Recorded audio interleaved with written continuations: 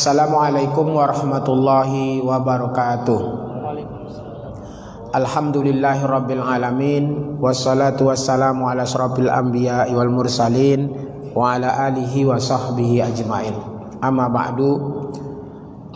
Tiada kata yang pantas kita ucapkan pertama kali di siang hari ini kecuali hanyalah ucapan puja dan syukur kita kepada Allah, Allah yang Maha Agung, Allah yang Maha Besar, Allah penguasa alam semesta. Alhamdulillahirabbil alamin. Bersamaan dengan itu, marilah pula kita mengucapkan salawat untuk Nabi junjungan alam Muhammad Rasulullah sallallahu alaihi wasallam, Nabi yang benar-benar mencintai kita umatnya. Mudah-mudahan kita pun termasuk umat yang benar-benar mencintai beliau. Allahumma salli ala sayyidina Muhammad.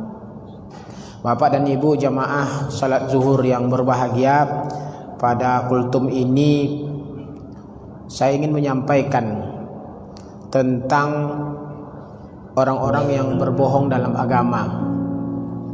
Dalam agama itu ada orang munafik, ada orang fasik. Mungkin kita sering mendengar gitu. Orang munafik mungkin kita sudah tahu kriterianya. Orang fasik pun sudah ada pula kriterianya. Ini kita bisa jadi disebut orang fasik kok. Fasik itu mukmin dia, muslim dia, tapi dia melakukan dosa. Itu orang fasik. Masuk neraka, disiksa sesuai dengan dosa-dosanya. Ada orang munafik itu mungkin sudah kita kenal juga. Dia kalau ngomong bohong, berjanji, dia dustai dan seterusnya. Tapi ada kriteria ketiga yang disebut dalam agama itu orang yang pura-pura beragama, berbohong sebenarnya dalam agama itu. Apa penjelasannya? Tentang ini dijelaskan di dalam Al-Quran surat Al-Ma'un. Allah berfirman, a'udzubillahi minasyaitonirrajim, bismillahirrahmanirrahim. Ara'aital ladzi yukadzibu biddin. Wahai Muhammad, kata Allah, tahukah kamu orang-orang yang membohongi agama? Dia Allah bertanya kepada Nabi Muhammad SAW, tahu tak kamu Muhammad siapa orang yang berbohong dalam agama atau membohongi agama? Allah lalu menjawab ayat itu, pertanyaan itu dengan jawabannya sendiri. Fazalikal ladzi yad'ul yatim. Siapa orang yang berbohong itu? Pertama kata Allah adalah orang-orang yang menyia-nyiakan anak yatim. Menyia-nyiakan anak yatim. Jadi kalau ada di tempat tinggal kita, di sekitar rumah kita, ada anak yatim yang tersia-sia, yang terlantar, tak makan, tak sekolah, sakit dia tak ada orang yang mengobatinya, tak berpakaian, maka yang sekitar itu, yang menjadi tanggung jawab anak yatim sekitar itu bohong dalam agama itu. Fazalikal ladzi yad'ul yatim. Kriteria pertama orang yang berbohong dalam agama itu dalam surat Al-Ma'un ini adalah orang yang menyia-nyiakan anak yatim. Apalagi kalau anak yatim itu saudara kita, keluarga kita. Nabi Muhammad SAW punya perhatian khusus terhadap anak yatim, karena beliau juga anak yatim, karena ayahnya meninggal ketika dia kecil. Maka Nabi Muhammad itu sering juga disebut dengan itu tidak berhak menerima zakat. Jadi kalau anak yatim kita kasih zakat tidak boleh. Kalau ibunya boleh, ibunya sebagai janda miskin boleh dibantu, tapi anak yatimnya tak boleh dibantu. Apa sebab? Karena anak yatim ketawa-ketawa, main-main segala macam. Tapi di situ ada juga anak yang bermurung durja, diam, sedih, duduk. Melihat anak satu itu, Rasulullah dekati anak itu. Lalu Rasulullah tanya kepada dia, "Ngapa kamu sedih? Ada apa?" Dijawab oleh anak itu tak tahu bahwa yang nanya itu Rasulullah SAW. Dijawab dengan lugu, "Macam mana saya mau gembira Rasulullah? Orang itu pakai pakaian baru, mereka ketawa-ketawa, makanan enak segala macam. Saya, kenapa kamu tidak makan enak? Kenapa kamu tidak gembira pakaian baru juga? Macam mana saya mau pakaian baru? Orang tua saya tidak ada, bapak saya tidak ada. Mana bapak kamu? Bapak saya mati bersama Rasulullah SAW dalam sebuah pertempuran, dalam perang. Ibumu?" Kata Rasulullah SAW, "Ibu saya menikah lagi. Tinggallah saya yang seperti ini." Melihat itu Rasulullah SAW bawa anak itu ke rumah. Sampai di rumah Rasulullah bilang, Aisyah mandikan dia, kasih dia pakaian yang bagus, kasih uang lah lebih kurang seperti itu, kasih makanan enak. Selesai itu dimandikan, dirapikan oleh Aisyah anak itu. Lalu Rasulullah bertanya kepada anak itu sambil berkata, hai anak, mau tidak kamu mengangkat Muhammad sebagai ayahmu, Aisyah sebagai ibumu, Fatimah dan Ali sebagai saudaramu? Oh senang anak ini rupanya Muhammad ini. Rasulullah SAW nih, laki-laki mulia nih, keluar di rumah tuh nyanyi-nyanyi dia, teriak-teriak dia gembira. Akulah anak yang paling gembira hari ini, sebab ayahku Muhammad, ibuku Aisyah, Fatimah saudaraku, sambil gembira. Maka orang lalu menyebut Rasulullah itu sebagai dengan Abul Yatama, bapaknya anak-anak yatim. Kalau bapak memelihara anak yatim, itu bapak mendapatkan keberkahan luar biasa di dalam rumah itu. Tapi kalau sempat ada anak yatim yang tersia-sia, atau apalagi kalau anak yatim itu dizalimi, ada orang yang melihara anak yatim, mengasuh anak yatim, bukan bermaksud untuk mengasuh anak yatim, tapi menjadikannya sebagai pekerja, pembantu di rumah itu. Dia ambil anak yatim itu bukan untuk diasuh, dipeliharanya sebagai anaknya, tapi dipekerjakan. Maka itu lebih parah lagi. Dipekerjakan, apalagi kalau pekerjaannya melewati pula dari kemampuannya, itu lebih zalim lagi. Lebih zalim lagi. Maka orang yang berbohong dalam agama itu, kata Allah, fazalikal ladzi yad'ul yatim, menyia-nyiakan anak yatim. Anak yatim itu harus disayang, dihormati, dibelai, disayangi, disantuni dan segala macamnya. Maka ada ayat khusus, mungkin kita hafal semua di dalam surat Ad-Duha itu. Fa'ammal yatima fala taqhar. Fa'ammal yatima, adapun anak yatim, fala taqhar, jangan dibentak. Jangan dibentak. Kadang anak yatim nih mada-mada juga sikit, nakal-nakal juga. Walaupun begitu tidak usah dibentak dia, karena itu perintah Allah dalam surat Ad-Duha. Dibelai dia, disantuni, disayangin dia.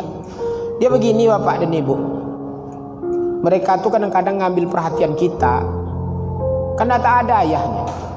Tentu dia ingin dapat kasih sayang dari ayahnya, maka neko-neko dia, mada dia, jahil dia kadang-kadang anak-anak yatim nih, karena tidak dapat perhatian dari kita. Maka itu diingatkan betul Allah dalam Al-Quran itu, jangan anak yatim itu dibentak. Fa'amal yatima fala taqhar. Orang yang menyia-nyiakan anak yatim itu dianggap orang berbohong dalam agama, dan tak boleh membentak anak yatim. Itu pertama, orang yang berbohong dalam agama, fazalikal ladzi yad'ul yatim. Kemudian yang kedua, wala yahuddu ala ta'amil miskin, tak pernah membantu memberi makan orang miskin.